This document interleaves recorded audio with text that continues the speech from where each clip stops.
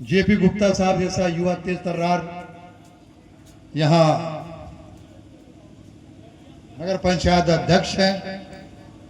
हम भी इनका प्रचार किए हैं, इनकी वकालत किए हैं।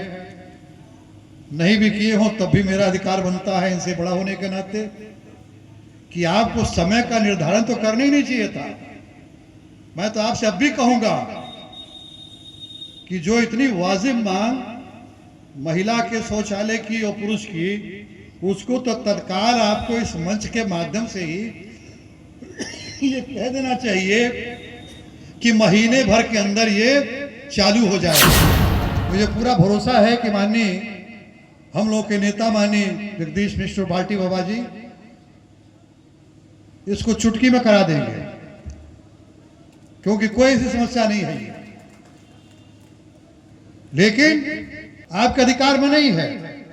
लेकिन कम से कम इतना आपको मालूम है कि आपका मुवक्किल कौन है और आपके मुवक्किल का फला तारीख को कौन कौन मुवक्किल है जिसका कि डेट पड़ रहा है।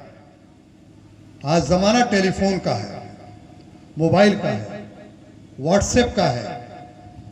कम से कम उसे अगर पहले पता लग जाए कि साहब आज जो है न्यायालय में हड़ताल है, न्यायालय आज नहीं बैठेगा, हाकिम आज नहीं है, तो उसे सूचना हो जाती। तो इतने वहां से जिसकी चिंता व्यक्त किया है आप रहमतुल्लाह भाई, उस आदमी का वहां से यहां तक बेवजह आना।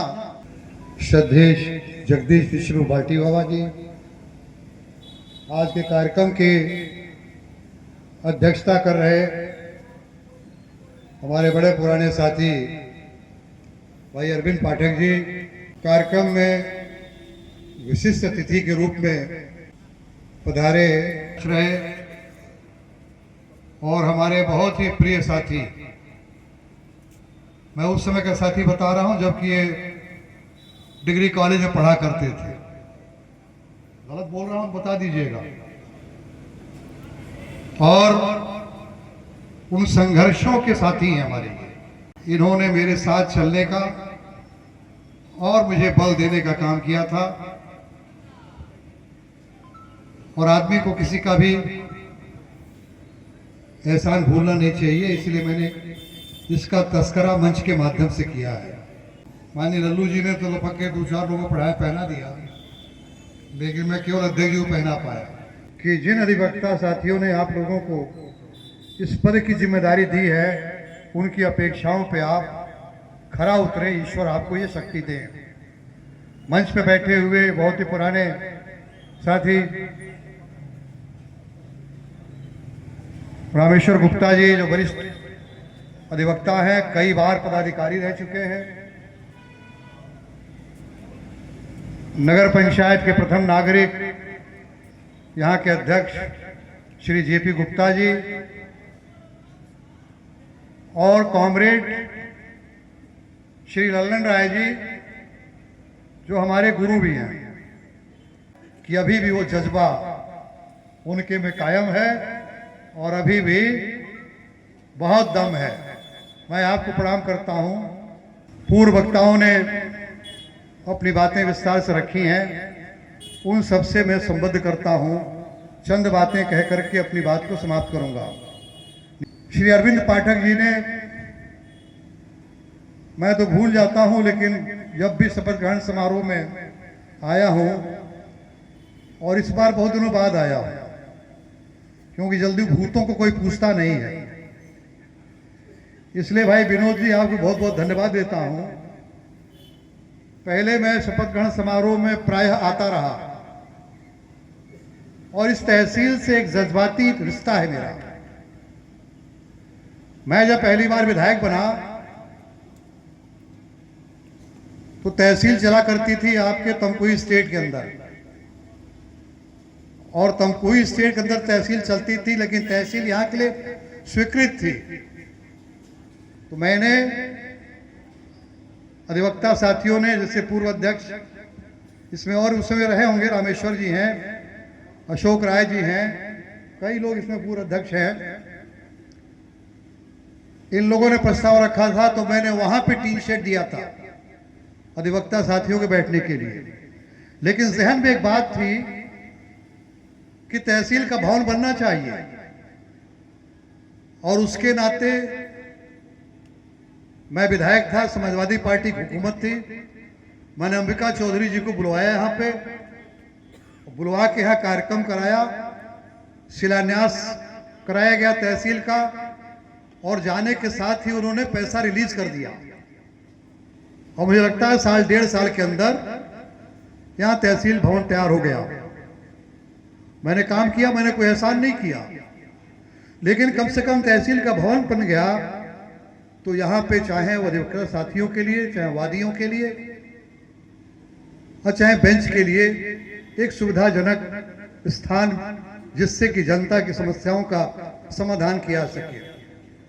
मैं ज्यादा बातों को न दोहराते हुए, मतीउल्लाह भाई ने कहा है, जो भी बातें यहाँ आई हैं, मुझे लगता है कि बहुत ही छोटी छोटी समस्याएं हैं, बड़ी समस्या नहीं है। समस्या अगर है तो समस्या चाहत की है, ताकत भी है, ये मंच भी ताकतवर है। और कुशीनगर जनपद में तो एक भी कोई विपक्ष का विधायक नहीं है, सारे लोग इस सत्ता से जुड़े हुए लोग हैं, और उसके बाद कोई भी बात कहने का किसी के पास कोई आधार नहीं है। और मैं इसलिए कहता हूं इस बात को, मैं अन्यथा मत लीजिएगा, मैं कोई घमंड में, कोई हिमान में नहीं कह रहा हूं। लल्लू जी आवाज बंद करके आपकी बातों को उठाए हैं, और मैंने भी जो कुछ भी मेरे संज्ञान लाया गया है, मैंने उसको पूरे पुरजोर से कोशिश करके और उसको कराने का काम किया है। मैं अधिवक्ता साथियों से कहना चाहता हूं कि देखिए, मुसीबत में दो लोग काम आते हैं। नंबर एक, डॉक्टर। अगर आपको शारीरिक कोई कष्ट हुआ तो शारीरिक कष्ट का समाधान वो डॉक्टर करेगा, चिकित्सक करेगा।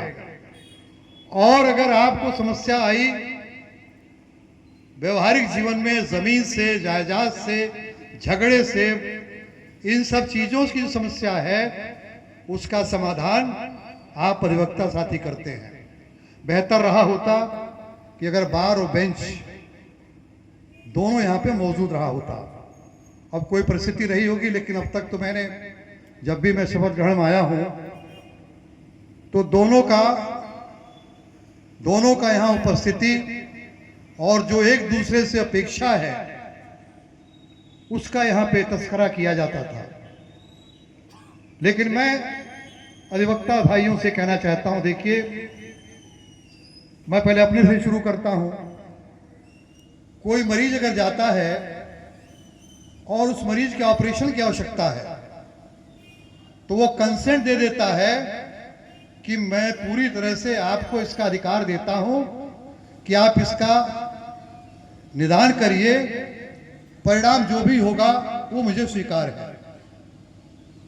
और उसी तरह से जब आपके पास कोई वादी आता है तो आपके वकालतनामा पे वो दस्तखत करके और आपके प्रति विश्वास व्यक्त करता है कि अब मेरी समस्या अब आपकी समस्या है। लेकिन बुरा मत मानिएगा, आप विडंबना यह है कि कोर्ट बैठती ही नहीं है। ज्यादातर अभी बातें हो रही थी कि चकबंदी का न्यायालय जल्दी बनना चाहिए, बिल्कुल वाजिब मांग है आपकी, और ये मांग कुछ है ही नहीं है, ये आपका अधिकार है। और ये तो मुझे पूरा भरोसा है कि माननीय हम लोग के नेता माननीय जगदीश मिश्र पार्टी बाबा जी इसको चुटकी में करा देंगे, क्योंकि कोई ऐसी समस्या नहीं है। लेकिन मैं दूसरी बात ये कर रहा हूं, आपको ये भी सोचना चाहिए कि जो व्यक्ति अहिरौली दान से, जो रामपुर बरहन से चल करके आता है और यहां आने के बाद पता लगता है कि साहब जीडी हो गई, कोर्ट नहीं बैठी है,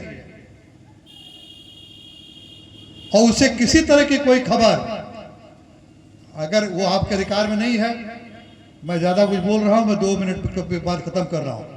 मैं ज़्यादा और कुछ ना कहते हुए बाकी बातें मैं सारी अपनी जो है, मैं अपने नेता, आज के मेहमान खुसूसी, आज के मुख्य अतिथि मानी बाल्टी बाबा के ऊपर, बाल्टी बाबा के लिए छोड़ देता हूँ। अपना समय भी आप ही को दे देता हूँ। मैंने राजनीतिक चर्चा कोई नहीं किया है, इसलिए कि राजनीति का स्थान भी नहीं है।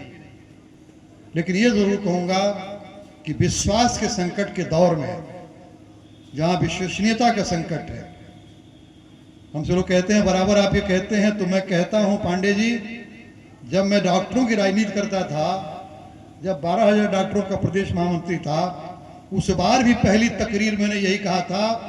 और जब मैं विधायक बना हूँ और पहली बार जब विधानसभा में आवाज उठाया, तब भी मैंने वही कहा। और जब बुद्धिजीवी वर्ग जब मिलता है तो मैं बरबस हो जाता हूँ ये कहने के लिए कि आज सबसे बड़ी समस्या, इससे आप भी हैं, वकील साहब भी हैं, न्यायपालिका भी है, कार्यपालिका भी है, विधायिका भी है, सारे लोग इससे जुड़े हुए हैं, कोई बचा नहीं है। विश्वसनीयता का संकट सबसे ज्यादा है। और मैं तो सदन में कहा था, इस संकट के जन्मदाता अगर कोई हैं तो नेता लोग हैं, सियासतदार लोग हैं, क्योंकि सबसे ज्यादा उन्होंने ही अपने कथनी और करनी में भेद किया है। इसलिए मैं अधिवक्ता साथियों से कहना चाहूंगा कि वो संकट आपके मुवक्किल, आपके जो वादी है, उसके जहन में ना आवे। मैं इन शब्दों के साथ आप लोगों के सभी लोगों के उज्जवल भविष्य की कामना करता हूं।